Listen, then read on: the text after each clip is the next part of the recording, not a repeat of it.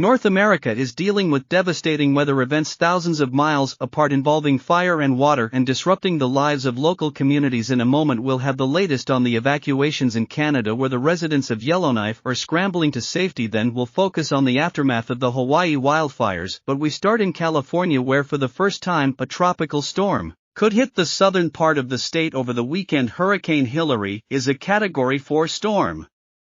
It's expected to make landfall in Mexico later today in the state of Baja California. As seen here, it's forecast to downgrade to a tropical storm before hitting Southern California, with San Diego and Los Angeles in its path. Preparations are already underway there, including working to shore up hillsides. Officials are worried about landslides and major flooding. The last tropical storm to hit California was in 1939, over 80 years ago. Well, this map shows the predicted path the storm might take. Yesterday, the center of the hurricane was located roughly 400 miles south of Mexico's southern edge. President Biden spoke about the preparations underway. I also want to note that my team is closely monitoring Hurricane Hilary, which has the potential to bring significant rain and flooding to Southern California. FEMA has pre-positioned personnel and supplies in the region and they're ready to respond as needed. I urge everyone in the path of this storm to take precautions and listen to the guidance from state and local officials. Well, David Roth is a weather forecaster with the U.S.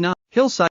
David Roth is a weather forecaster with the U.S. National Weather Service. He told me what to expect from Hurricane Hilary. The storm is moving northward and is expected to near the coast of Baja California Peninsula in about, I guess that would be on Sunday morning, and then the center itself is going to scrape the coast up towards Southern California. Now once you get north of Point Eugenia, which is that little peninsula right in the middle of Baja that juts out into the Pacific, the water temperatures get very cold, so we're going to have the combination of cold water increasing vertical wind shear from the upper level low and upper level trough up to its north-northwest, that's pulling it northward, and land interaction with the peninsular ranges of Baja California that extend into the southern part of the state of California in the United States. They're all going to work to weaken the system. It's probably not going to have a whole lot of central thunderstorm activity by the time it gets to Southern California, but that's not really where we're expecting the main threat. We're expecting the main threat to be from all this moisture instability and strong winds that are coming up from the Gulf of California.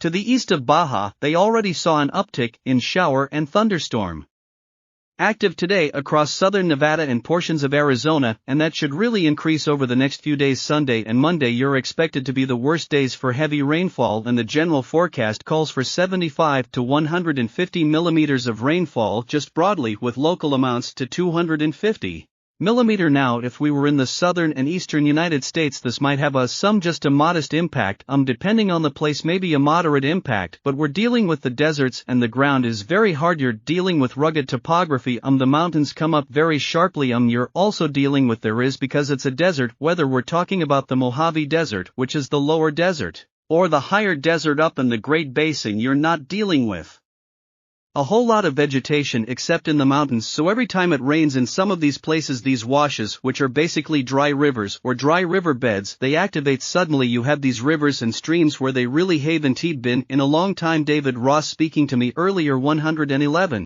people have died and more than 1,000 are still missing following devastating wildfires in Hawaii. Thousands of homes and businesses have been destroyed in Maui, among them the world-famous restaurant and music venue Fleetwood's, owned by musician Mick Fleetwood. Our correspondent Sophie Long has been talking to some of the employees who are now raising money for the relief effort. Calculating the human cost of this tragedy could take many months. So much was lost here. Man, Lahaina I mean it was the capital before it was Honolulu. You know, the kings and queens used to live in Lahaina. It was a sacred place. Lahaina town and the community of Lahaina epitomizes like culture of the Hawaiian story. It's a crazy vibrant town that actually was alive and wasn't just a tourist attraction. All the surroundings of that town, it was a real community that lived and breathed way before creatures like me even knew about this island. Buildings burned, but one had special place in the hearts of locals and of people around the world who all flocked to Fleetwood's on Front Street. It may have been owned by a non-native who happened to be a rock star, but it had Hawaiian culture at its heart. It was my job,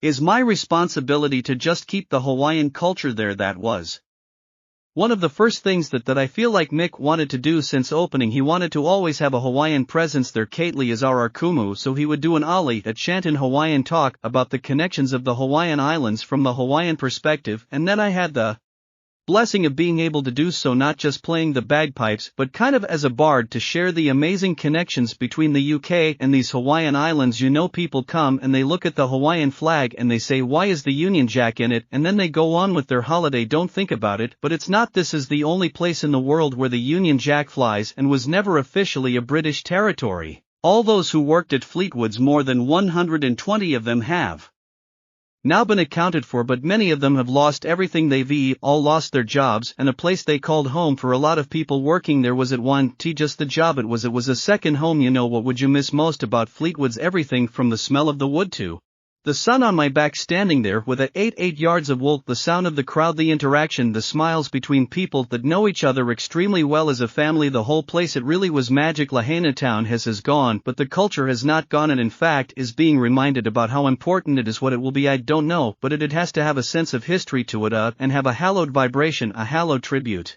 to what happened there. People here are overwhelmed by grief, and the journey towards healing will be slow, but they hold on to hope and the breathtaking beauty that remains. Sophie along BBC News. Maui, the western Canadian province of British Columbia, has declared a state of emergency as the country deals with its worst wildfire season on record. The western city of Kelowna is under threat after embers flew across a lake from neighboring West Kelowna, and residents of the remote northern city of Yellowknife, which is threatened by a huge wildfire, have been scrambling to leave. An official deadline to evacuate has already passed. Our North America correspondent Peter Bowes reports the scale of the emergency facing Yellowknife and its 20,000 residents can be seen in these satellite images, smoke billowing over the remote city as fire rages all around. Everyone is trying to get out. They've been long queues at petrol stations and for buses to ferry people to safety with just a few belongings and their pets. But how to get out is the problem. Air is going to become the only option at some point if the fire keeps encroaching further and further. Yellowknife, there is just the one road south to the rest of Canada. It's a small road, one lane in either direction for about 400 miles, 600 or so kilometers. It is a huge distance. There is virtually no infrastructure to get people out by road. Dozens of planes have left the city over the past few days, and more flights are being arranged by the Canadian military. The federal government